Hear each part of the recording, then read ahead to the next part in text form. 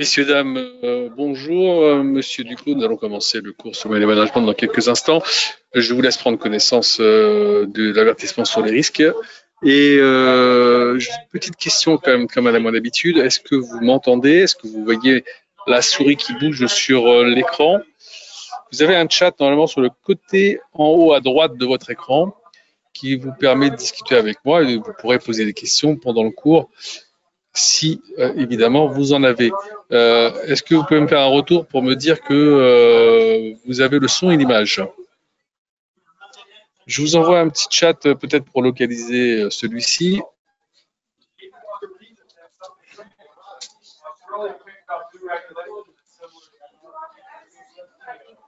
Ce serait vraiment très aimable à vous de pouvoir m'envoyer une réponse pour me dire que tout est OK.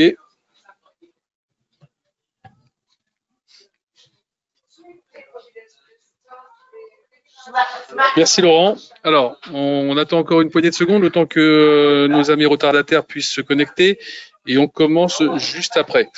Alors, je pense que tout le monde a pris connaissance de ce petit avertissement sur le risque. On va rester sur le graphique aujourd'hui. On est toujours sur le US 500. Je garde toujours celui-là parce que c'est quand même un des marchés qui bouge assez bien et sur lesquels on peut essayer de travailler. Une petite trentaine de secondes et on commence. À tout de suite. Bon, alors bonjour à toutes et à tous. Je pense que la plus grande partie des gens inscrits sont arrivés. Pour ceux qui sont en retard encore, ils prendront le cours en cours de route. Et sinon, ils pourront toujours avoir la possibilité de le revisionner sur YouTube.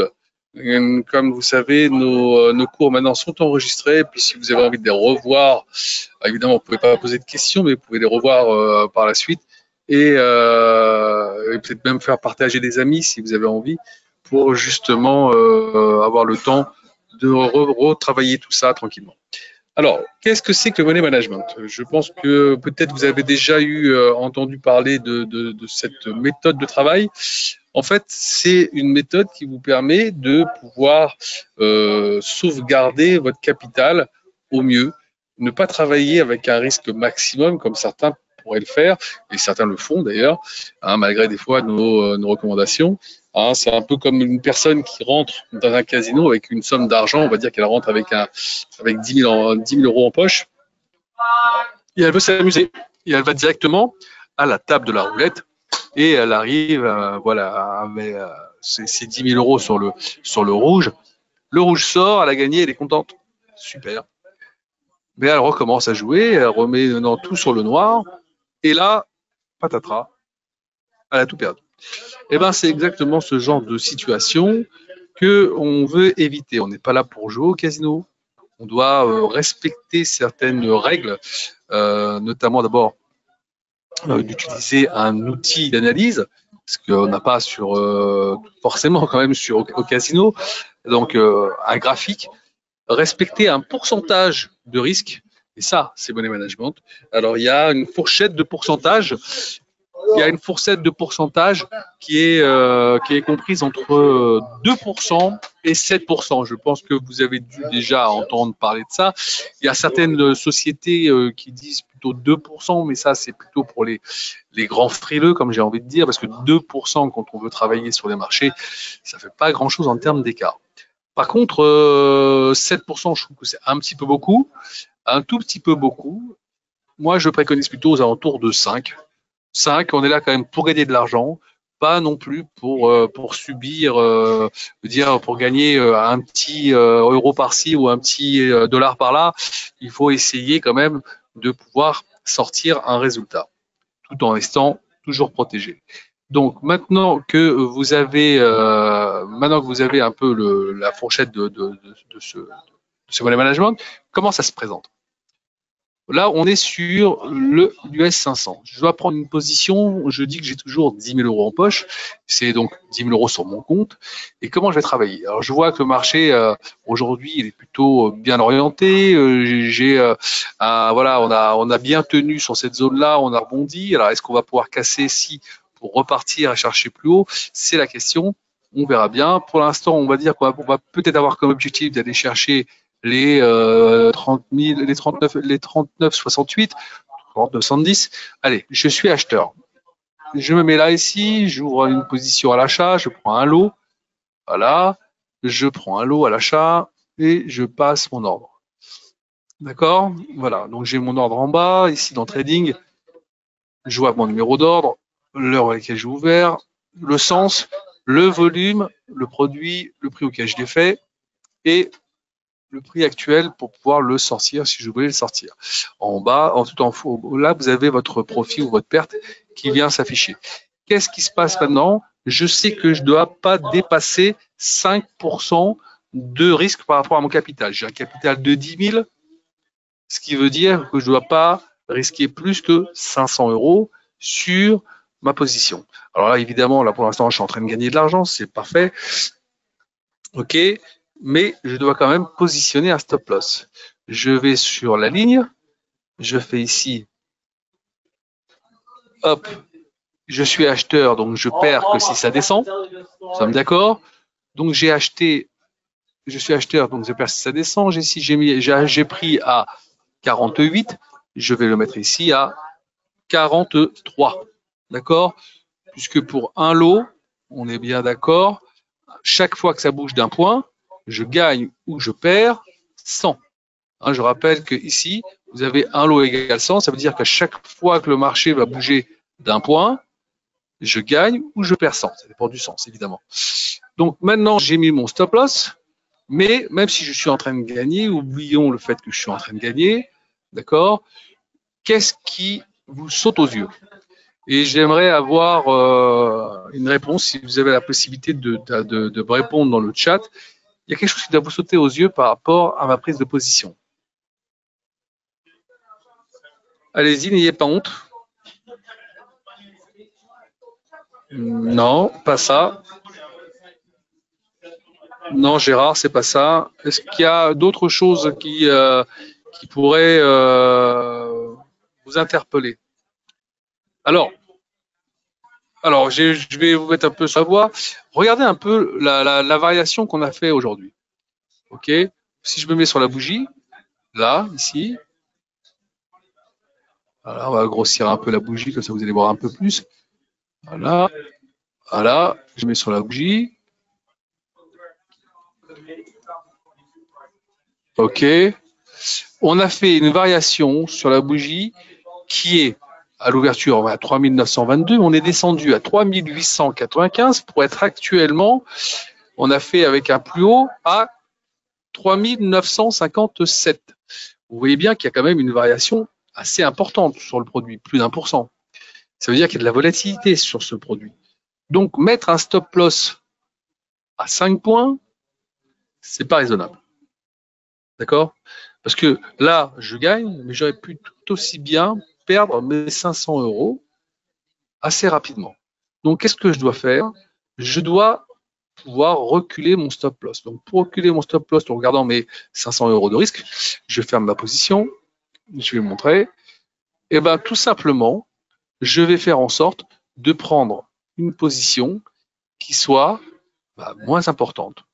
On va prendre 0,5. 0,5, je suis acheteur. Maintenant, c'est plus à 5 points que je vais mettre mon stop loss, mais à 10 points. Alors là, maintenant, j'ai acheté à 55, mais je modifie mon ordre. Et là, maintenant, je mettrai ici mon stop loss ici à 45. D'accord? Voilà, il y a 10 points d'écart entre les deux. C'est déjà un petit peu plus raisonnable d'avoir 10 points d'écart par rapport à ma prise de position. Okay. Et si je veux vraiment être en sécurité et avoir quelque chose de plus raisonnable encore, eh ben, je vais prendre 0,25. Et là, donc, maintenant, j'aurai plus 10 points, mais j'aurai 20 points d'écart.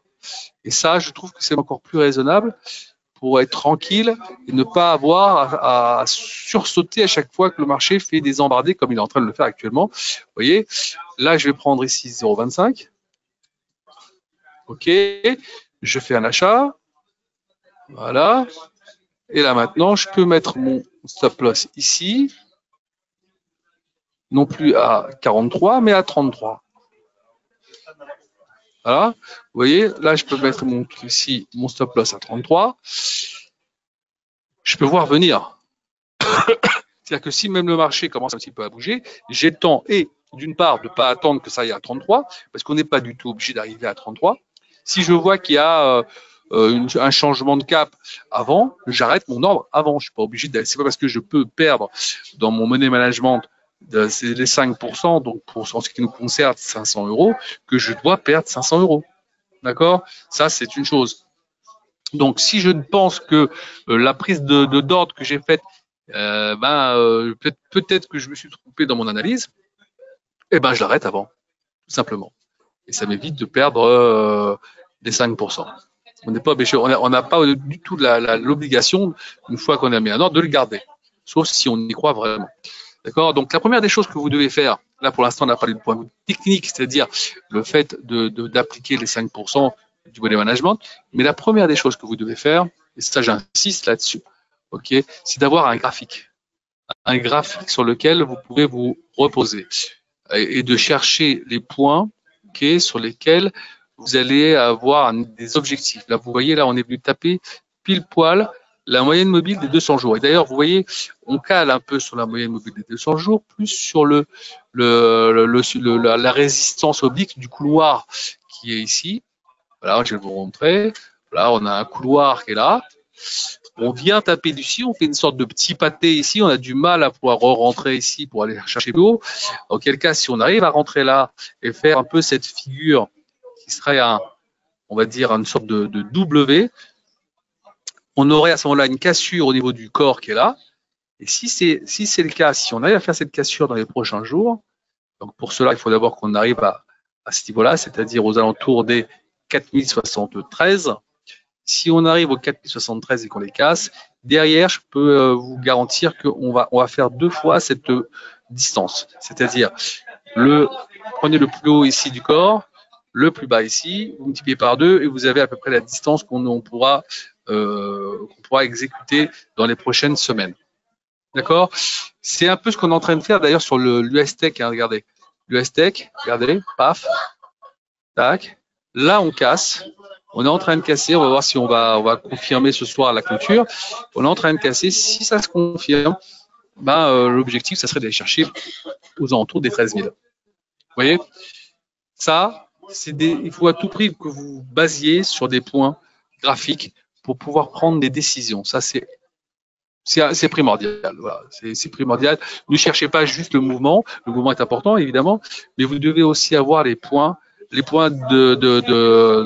d'optimisation de vos prises d'ordre. Ça, c'est important. Vous allez, comme ça, écarter encore plus les marges d'erreur. Ok. En plus, ça vous donnera les points sur lesquels vous pouvez, on va dire, positionner vos stop loss et être au max de vos prises de position. Alors, je vais vous montrer quelque chose qui va peut-être vous aider dans vos trades. C'est un petit pricer. Ok. On va le montrer un peu plus gros. C'est un petit pricer. Là, vous avez ici pas mal de petites valeurs du Forex. D'ailleurs, vous pourrez l'utiliser pour pas mal d'autres trucs. C'est à peu près la même chose à chaque fois. OK. Et vous avez ici l'US 500, le CAC qui est la même, donc vous pouvez utiliser la même ligne. Le Gold, le Platine, le Dow Jones, le DAX, le Nasdaq, les actions. Donc, vous allez pouvoir l'utiliser pour pas mal de produits.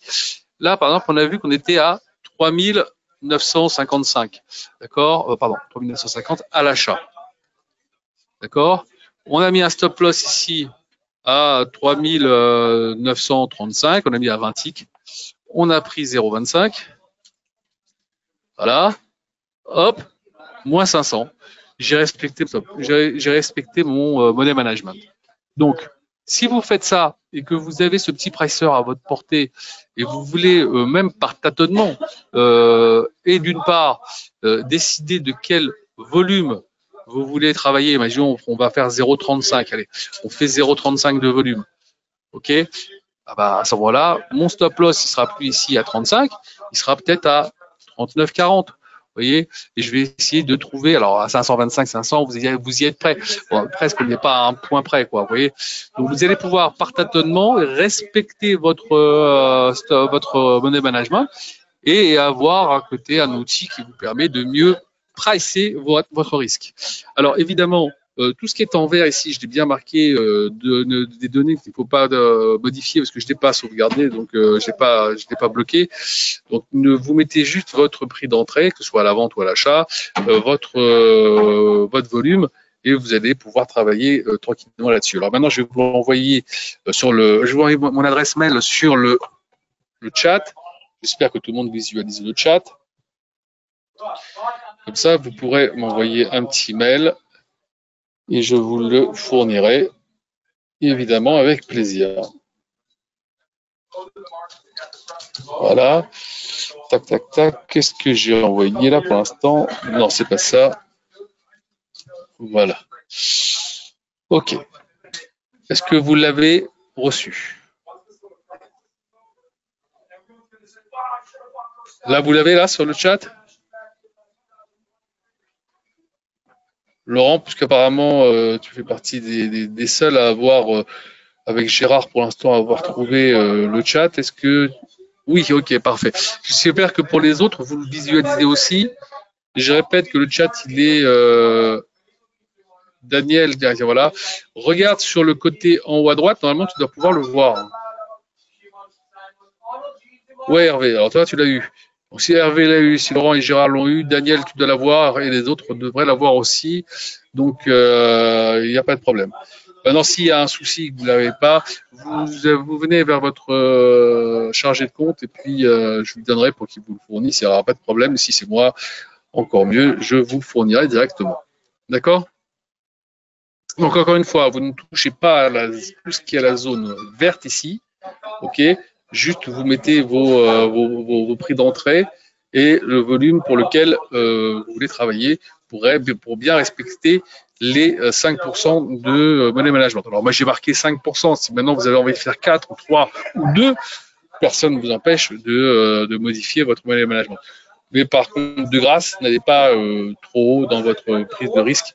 Essayez de bien maîtriser votre risque, comme ça vous êtes au top. Alors, si on veut avoir une prise de risque plus importante, le mieux c'est d'avoir un capital plus important. Évidemment, quand c'est possible. Si vous n'avez pas la possibilité d'avoir un capital plus important, ne cherchez pas à faire à tout prix des grosses positions par rapport à un marché qui bouge quand même beaucoup. Si vous avez que 2000 ou 3000 sur votre compte ou 1000 sur votre compte, vous devez faire en fonction. OK? Alors, ça, on l'enlève pour l'instant de l'écran. Je vais faire une petite récap pour que tout le monde puisse se rappeler comment ça passe. Donc, d'abord, vous faites une bonne analyse graphique. OK? Vous cherchez à déterminer quels sont les objectifs et les résistances et les supports les plus proches. Ensuite, vous regardez, vous déterminez la volatilité du produit pour voir si ce produit a beaucoup bougé dans la journée ou ces derniers jours, ce qui pourrait peut-être vous donner des indications importantes, de savoir si je peux ou pas prendre un stop loss un peu plus serré que d'habitude. Sinon, une fois que vous avez vu ça, vous n'avez plus qu'à essayer de déterminer le volume par rapport à votre prise de risque pour pouvoir travailler dans des conditions optimales. Si vous réunissez tous ces paramètres, normalement, vous devriez pouvoir bien vous en sortir sur les marchés. Ça vous donnera évidemment de meilleurs atouts que ceux qui veulent travailler comme ça en lançant une pièce.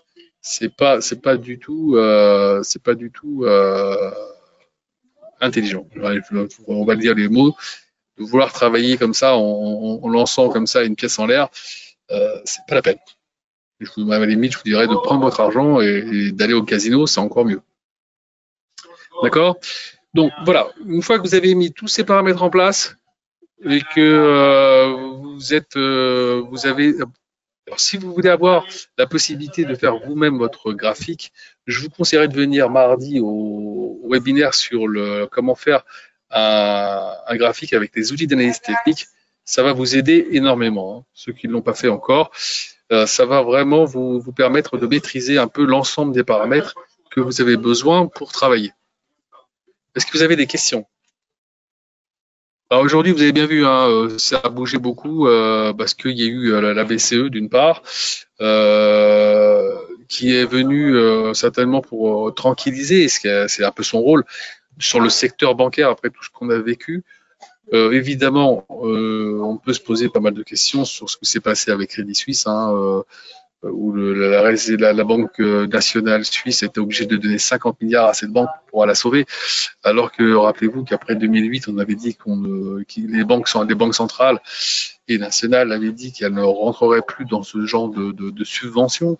Mais on voit ce qui s'est passé aux États-Unis avec la sauvegarde des clients en leur promettant qu'ils vont être remboursés à 100% et non pas à hauteur de 250 000 $, chose qui vraiment on ne fait pas.